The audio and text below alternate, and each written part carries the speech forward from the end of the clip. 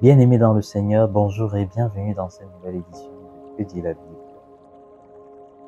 Dans certains milieux chrétiens, certains discours laissent à considérer l'argent comme une réalité à ne pas chercher.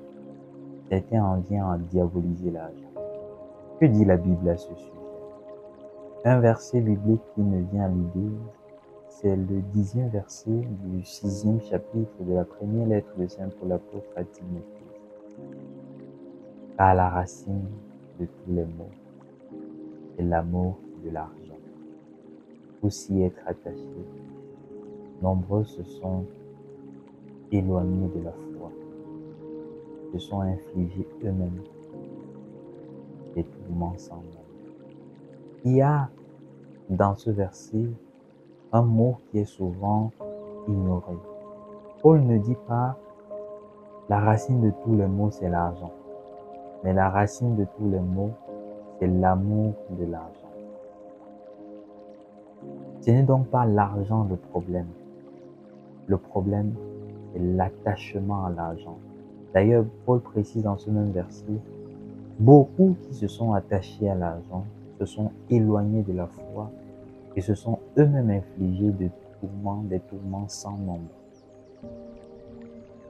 Dieu ne nous invite pas à ne pas rechercher les richesses, à ne pas rechercher l'argent, mais il nous met en garde à ce que l'argent ne devrait pas être pour nous l'essentiel de notre existence.